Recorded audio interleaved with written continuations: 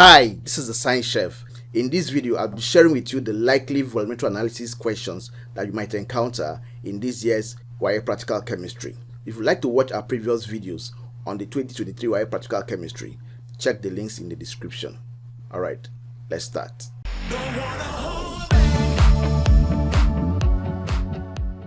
Question 1. A is a solution containing 0.100 moles per dm cube hydrochloric acid. Solution B contains 5.0 grams of X2CO3 per dm cube of solution. You are told to put A in the burette and titrate with 20 or 25 cm cube of B using methyl orange as indicator. Record the volume of your pipette, then tabulate your readings and calculate the average volume of A used. From your results and information provided, we are expected to calculate the concentration of B in moles per dm cube, molar mass of X2CO3, and percentage by mass of X in X2CO3. And the equation of the reaction is given as shown on the screen. Now, in this question, we are assuming that the base is anhydrous, right? Remember, you are working with a hydrated Na2CO3 as your base. But here, we are assuming that the base will come in anhydrous form in the question, right? We actually have two questions here. One is looking at the base as an anhydrous salt, and the second one look at it in terms of what the hydrated compound. So let's see how to solve this. So we are given the concentration of the acid, concentration of A, which is 0.100 moles per dm cube. We are given concentration of B in grams per dm cube, that's 5 grams per dm cube. We are given the volume of B, that's from the volume of pipette that we use, which is the most common one, or the more common one is the 25 cm cube, right? And also here we are assuming that our Titre value will be 23.5 cm cube based on this question, right? Then we are expected to calculate concentration of B in moles per dm cube, that's your Cb, then the molar mass of the anhydrous compound, that's X2CO3, then the percentage by mass of X in X2CO3. Alright, so let's start.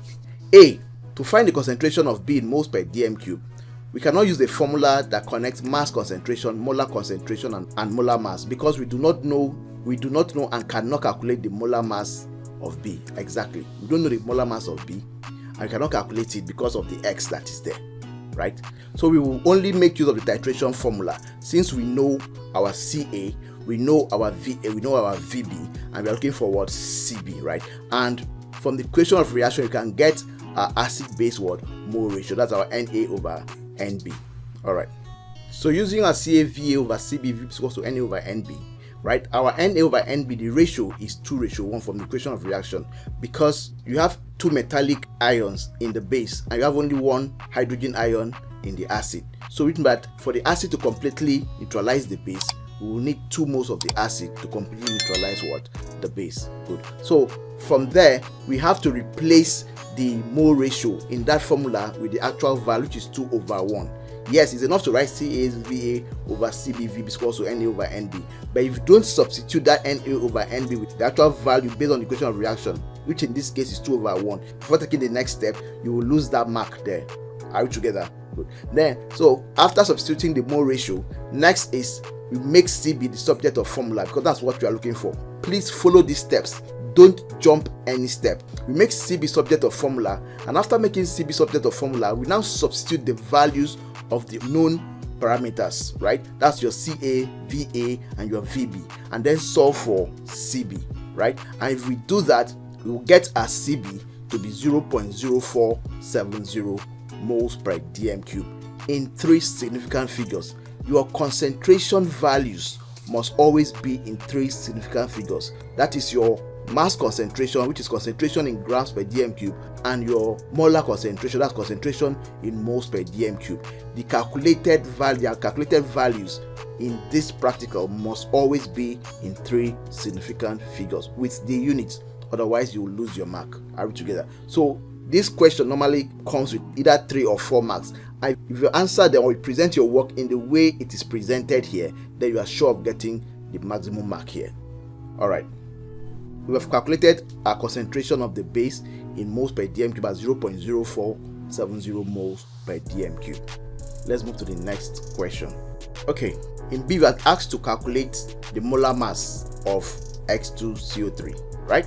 So now that we know the concentration in moles per dm cube of B, we can easily calculate its molar mass using what? the relationship between molar mass, concentration in grams per dm cube, and concentration in moles per dm cube, right? That's molar mass of B is equal to concentration of B in grams per dm cube divided by concentration of B in moles per dm cube. Then you substitute the values of the concentrations, and if you do that, you will get your molar mass to be 106.38 grams per mole, right? So it's important to add the appropriate units to your answers if that variable has a unit, to avoid losing your marks. So then, now that we have calculated the molar mass of the base, that's X2CO3, we can then calculate the percentage by mass of X in X2CO3. But before we do that, we must first of all determine the relative atomic mass of X, right? And how will we do that? By equating the sum of the relative atomic mass of all the elements in that compound to the molar mass, and then solving for X, as you'll see now. So we can see here we have 2 times AR of X plus 1 times AR of C plus 3 times AR of O giving us the molar mass. And by the time we substitute all the relative atomic masses of carbon and oxygen into the equation and then solving for X, we'll find our X to be 23.19. Note that relative atomic mass has no unit, so don't add any unit, right? No need to add grams or more, grams per mole or whatsoever. It is not necessary because relative atomic mass is a ratio. So it normally comes without a unit. So our X is 23.19. And which element has a relative atomic mass of 23.19? Yeah, you are right. It's sodium. So now that we know the value of X, we can then go ahead to calculate the percentage by mass of X in X2CO3.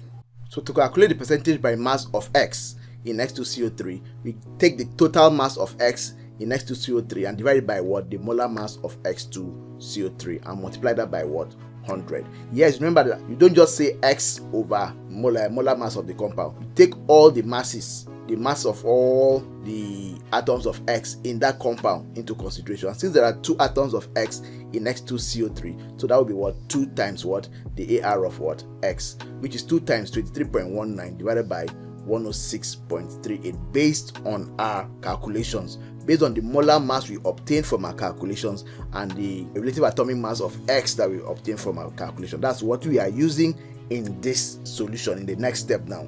One thing you should note about the volumetric analysis questions is that they are always related, they're always linked.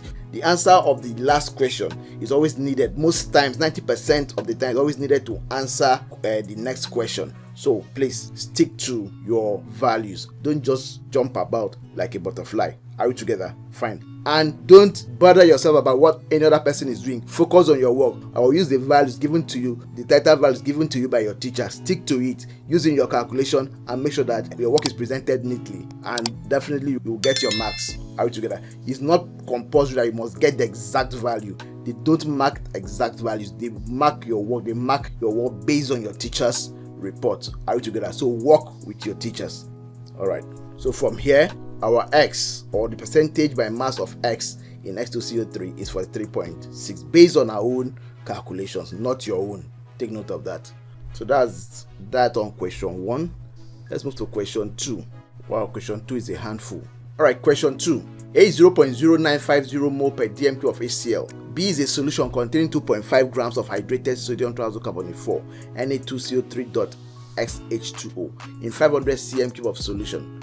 Put A into the burette and titrate it against 20 or 25 cm cube portion of B using methyl orange as indicator. Repeat the titration to obtain consistent Titre values. Tabulate your readings and calculate the average volume of A used. The equation of reaction is as shown on the screen. Right. Here now you are dealing with a hydrated salt. Here we are assuming that the base is hydrated. In the previous question, we assumed that the base is anhydrous, right? So that is why our Titre values will be different in both cases. So from the results and information provided, calculate the concentration of B in moles per dm cube, concentration of B in grams per dm cube, the value of X in Na2CO3.XH2O. X there is the number of molecules of water of crystallization, because being a hydrated compound or a hydrated salt, it contains water of crystallization, and these water of crystallization do not always take part in the reaction, right? In the neutralization reaction. Are we together? That is why, as you can see in the equation of reaction on the screen, the water of crystallization is separate. It's out as a product. It's not part of the salt that is what formed, right? If you are expected to calculate the percentage by mass of the water of crystallization in the hydrated salt. Yeah, there are also two unusual questions or uncommon questions. These questions are not commonly seen in volumetric analysis, but they come out once in a while, especially item E. So here you are told to calculate the mass of the salt that will be produced in the titration and also the volume of CO2 that will be liberated from 250 cm3 of B if the titration were carried out at what? STP. Why did I bring in this? One, because you are dealing with the trioxocarbonate 4, and when trioxocarbonate 4 salts react with acids, they always liberate what? CO2, right? So it's very likely that you may be asked to calculate the volume of CO2 that will be liberated in this reaction. Secondly, you can be asked to use the amount of the acid or base that react in the titration to calculate the mass of the salt that will be what? Produced. We don't want to leave any stone unturned, right? So you're trying to touch all sides related to this question. Okay, so let's see how to solve this. You are given the molar concentration of the acid, the mass of the hydrated base, right? This time around, the mass of the hydrated base, not anhydrous, dissolved in a given volume, right? This is not the concentration in grams per dm cube. It is the mass dissolved in a given volume, not the concentration. Are you together? So take note of that. You are now asked to determine the molar and mass concentration. In other words, you're asked to determine the molar concentration and the mass concentrations of the base. Its molar mass, the number of molecules of water of crystallization present in B, and the percentage of water of crystallization present in B. Alright, so how do we go about this? Just like question 1, we cannot use concentration in grams per dm cube and molar mass to calculate the molar concentration of B, because B is a hydrated salt with an unknown number of molecules of what? Crystallization. So it will be impossible to calculate its molar mass without knowing the value of what? X. Besides, the water of crystallization does not take part in the titration. Therefore, it would be wrong to use the mass concentration of the hydrated salt to calculate the molar concentration of the anhydrous salt. Take note of that. You cannot use the mass concentration of the hydrated salt given to you in the question to calculate the molar concentration of the anhydrous salt. You cannot do it. That's why after calculating the molar concentration of the anhydrous salt, you are then asked to calculate the mass concentration of the anhydrous salt again. Yes, that's item B. Remember, mass concentration is your concentration in grams per dm cube, while your molar concentration is your concentration in moles per dm cube, right? So this therefore means that the best formula to use is the titration formula as usual, because you know your Ca, you know your Va, right? That's your titer value. You know your Vb, that's the volume of pipette used. You know your Na over Nb, the acid base mole ratio. So the next thing is to substitute the mole ratio into that formula. Please follow these steps. Don't jump these steps if you must earn your marks. So next, you make C be subject of what formula? Make your C be subject of formula, then substitute the values of the known parameters and solve for the unknown, solve for Cb. And if you do that, you'll get 0.0176 moles per dm cube as the concentration of B in moles per dm cube. Remember, the values of your concentration must be in 3 significant word figures.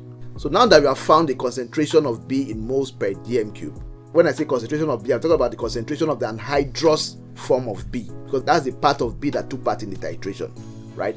Now that we found it to be 0.0176 moles per dm cube, let's now see how we are going to calculate the concentration of B in grams per dm cube. That's the mass concentration of B. The mass concentration of B that we are asked to calculate is that of the anhydrous salt Na2CO3 using the molar concentration we just got above, right? This is because it is only the anhydrous part of the salt that reacted with the acid in the titration, right? I've said that several times. Now, using the formula, concentration in grams per dm cube of Na2CO3 equals to concentration in moles per dm cube of Na2CO3 times molar mass of Na2CO3. That's concentration in grams per dm cube equals to concentration in moles per dm cube times molar mass. That's what we are going to use to calculate the concentration in grams per dm cube of the anhydrous what? Part of the base of the anhydrous salt, right? So, and if you now substitute our values, right? That's values of our concentration in moles per dm cube and the molar mass of Na2CO3. Remember, we know the anhydrous part of the hydrated salts, but we don't know the the complete part of the water of crystallization. So that is why we can easily calculate the molar mass of the anhydrous part of the anhydrous salt. The anhydrous part is a compound on its own, different from the hydrated salt. That's why you can calculate its molar mass. Are we together? And we do that, you will get 106 grams per mole. So you substitute that into this formula, you will get your concentration in grams per dm cube of the anhydrous Na2CO3 to be approximately 1.87 grams per dm cube in 3 significant figures. Take note.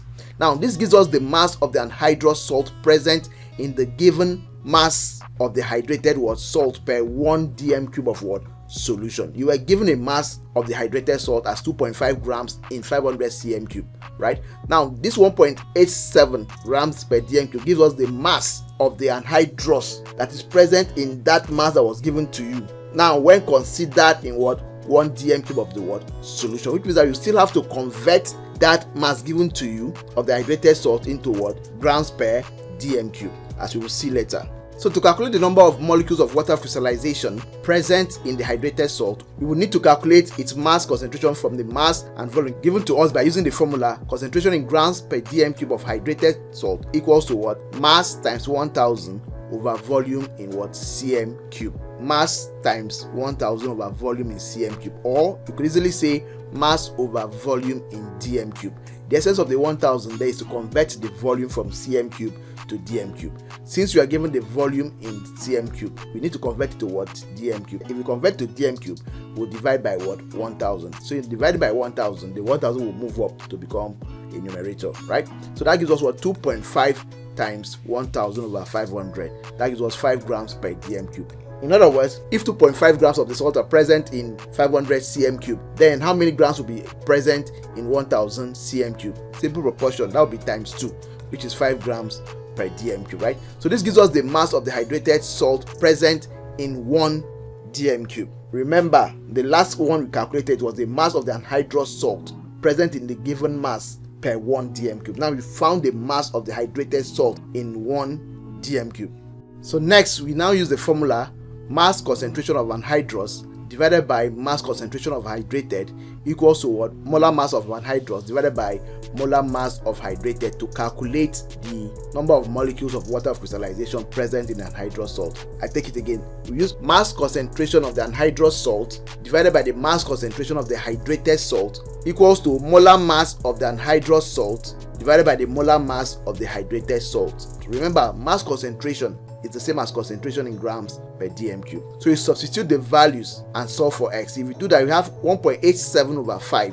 The 1.87 is the mass concentration of the anhydrous salt, while the mass concentration of the hydrated salt is 5 grams, as we have seen in our previous workings, right? The molar mass of anhydrous salt is 106, while the molar mass of the hydrated will be 106 plus 18x. 18x coming from the water of crystallization, x H2O. H2O is water, and the molar mass of water is 18.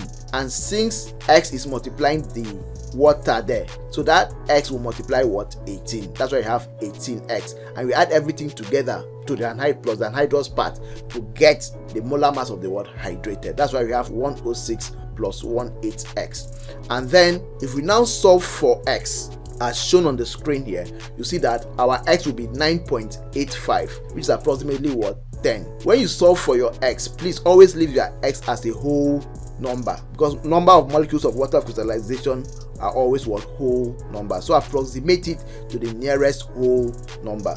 Irrespective of what your value would be, approximate it to the nearest whole number. Next, we can calculate the percentage of water of crystallization in the hydrated salt by using any of the formulae. 1 minus mass concentration of the anhydrous salt divided by the mass concentration of hydrated salt times 100, or we can decide to use mass concentration of hydrated salt minus mass concentration of anhydrous salt all over mass concentration of hydrated salt all times 100, right? So let's use formula 1. Let's use formula because it's easier or it's simpler, right? So if you use formula 1, it will be 1 minus 1.87 divided by 5, all multiplied by 100 100, I've evaluated that, we'll get 62.6% as the water of crystallization, which makes sense because the mass of the water of crystallization in the hydrated salt is more than the mass of the anhydrous portion of the salt in the hydrated salt. If our X is 10, right, it means that the total mass of water crystallization there would be 10 times 18, which is 180, whereas the mass of the anhydrous part is just 106. So 62.6% looks reasonable. Remember, whatever value you get, don't bother yourself provided your steps are correct, whether it looks reasonable or not, but make sure it is not negative. And once it's not negative, write down your value and move on. Like I said earlier, you'll be assessed based on your teacher's report, so ensure you work with your teachers. So you can try using Formula 2 to solve for the percentage of water of crystallization and see whether you get the same result. Actually, you should get the same value as we did, which is 62.6. So next is to calculate the mass of the salt that will be produced during the titration, right? So to calculate the mass of the salt that will be produced during the titration, we can use any of the following molar relationships from the equation of reaction: the relationship between the acid and the salt, or the relationship between the base and the salt, right? From the equation of reaction, you have 2 moles of HCl giving us 2 moles of NaCl, which means that 1 mole of HCl will give us 1 mole of NaCl. On the other hand, we have 1 mole of Na2CO3 giving us 2 moles of NaCl, right? So we are going to use the relationship between Na2CO3 and NaCl and the salt, right? While we expect you to use the relationship between the acid and the salt. And let's see whether we'll get the same value. Actually, you should get the same value. You should get the same mass. Are we together? So we'll show you how to do that using Na2CO3 and NaCl. Follow our steps and solve for HCl and NaCl. Now we need to calculate the number of moles of the anhydrous Na2CO3 that reacted with the acid by using the formula number of moles equals to concentration in moles per dm cube times volume in dm cube. Are we together? Because you are told to calculate the mass of the salt that would be produced during the titration. So you are using the actual volume that was used in the titration, which for the base is 25 cm cube.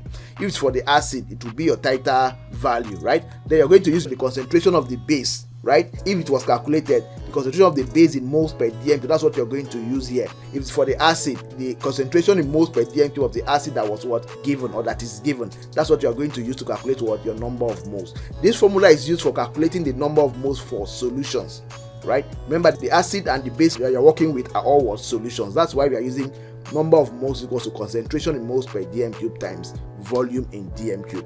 So the molar concentration of Na2CO3 that we calculated is 0.0176 moles per dm cube, while the volume that we use in the titration is 25 cm cube, and we convert it to dm cube. It must be in dm cube, right? Once you are using this formula, the volume must be in dm cube, and that is 0.025 dm cube. And if we substitute that into that equation, we'll get 0.0044 mole as the number of moles of Na2CO3 that reacted in that titration. Yes, the number of moles of Na2CO3 that reacted in that titration will be 0.0044 moles based on the question given to us anyway. So if 1 mole of Na2CO3 produces 2 moles of NaCl, then 0.00044 mole of sodium trioxocarbonate 4 will produce 2 times that amount, which is 0.00088 mole of NaCl. And now that we have the number of moles of NaCl, we are now going to convert that amount in moles to mass, since we are told to calculate the mass of the salt that was produced. Why are we using NaCl? Because NaCl is the salt that was produced in that reaction. Water is not the salt. CO2 is not the salt. CO2 and water are oxides. Are you together? They are not salts. So NaCl is the only salt in that reaction. That's why we're using NaCl. So now that we have the number of moles of NaCl that was produced, we're now going to multiply by its molar mass to get the actual mass of the salt that was that would have been produced, or that would be produced during the titration.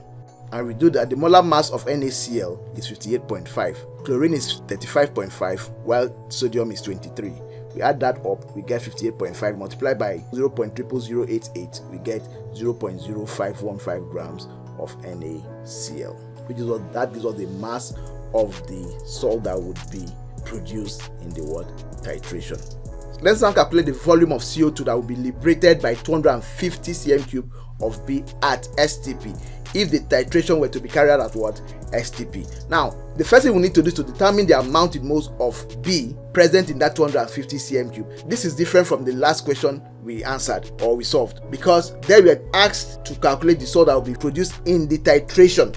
In the titration, we are considering the volumes that were used in the titration.